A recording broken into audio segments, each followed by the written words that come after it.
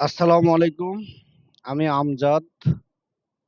আমি আজকে একটা স্পর্শকাতর কথা নিয়ে আপনাদের সামনে হাজির হয়েছি।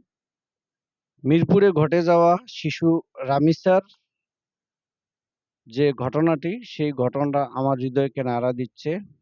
তাতে আমার মনে হচ্ছে যে আমার কিছু না বললে আমি অপরাধী হয়ে থাকব।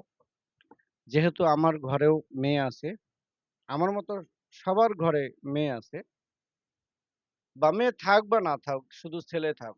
তাই বলে এই যে সমাজে এ ধরনের একটা অপরাধ হবে আর এর প্রতিবাদ না করাটা আসলে একটা নৈতিকতার বিরুদ্ধে চলে যায়। তাই আমি বাংলাদেশের নাগরিক হিসেবে 18 কোটির মানুষের পক্ষে আমি সরকার প্রধান যে আছে বাংলাদেশের প্রধানমন্ত্রী জনাব তারেক রহমান, তাকে উদ্দেশ্য করে কথাটা বলছি। তারও ঘরে একটা মেয়ে আছে জাইমা রহমান। তো উনি যদি সাধারণ কোনো পাবলিক হতেন এবং ওনার মেয়েকে যদি কেউ ধর্ষণ করে হত্যা করত, তাহলে এই জনাব তারেক রহমান বাংলাদেশের প্রধানমন্ত্রী কি করত, কি বিচার করত, সেইটাই এখন বোঝার বিষয়। কা- কাজে আমি বলতে চাই, এই যে পূর্বে শেখ হাসিনার সময় থেকে শুরু করে বা পূর্ববর্তী সময় থেকে শুরু করে বর্তমান সরকার পর্যন্ত এর ভিতরে যারাই আছে, ইউনূস সরকার আছে, উনিও কিছু করতে পারে নাই, আসিয়া হত্যার বিচারও করতে পারে নাই। কাজেই আমি চাই সরকারের বিরুদ্ধে আমি কথা বলতেছি। এ- মানে সদ ইচ্ছায় সদ ইচ্ছায় শিশু রামিসা আমার কিছু হয় না, কিন্তু আমি বলতে চাই আমি সদ ইচ্ছায় সজ্ঞানে আমি বলতেছি, ওর পক্ষ নিচ্ছি আমি। আমার ঘরেও আমার মেয়ে আছে।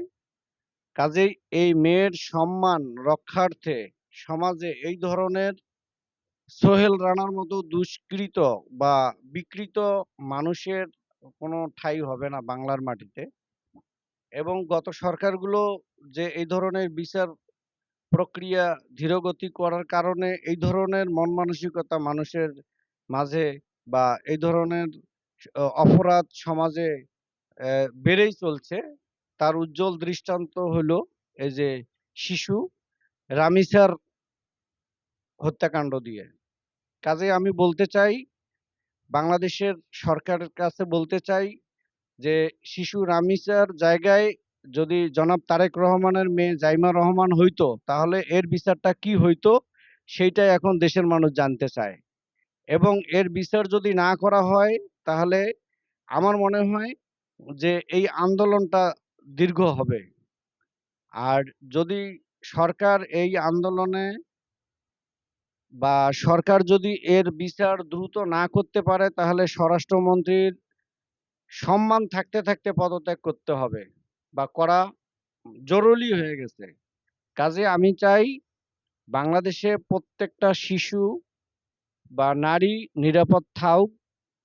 কোনো ধরনের যেন এই ধরনের অপরাধ সমাজে পুনরাবৃত্তি না ঘটে, সেজন্য এই যে অপরাধী সোহেল রানাকে উজ্জ্বল দৃষ্টান্ত দিয়ে শাস্তি দেয়া হোক, যাতে ভবিষ্যতে বাংলার মাটিতে এ ধরনের কোনো অপরাধ পুনর্জীবিত না হয়। ধন্যবাদ, ভালো থাকবেন। আসসালামু আলাইকুম।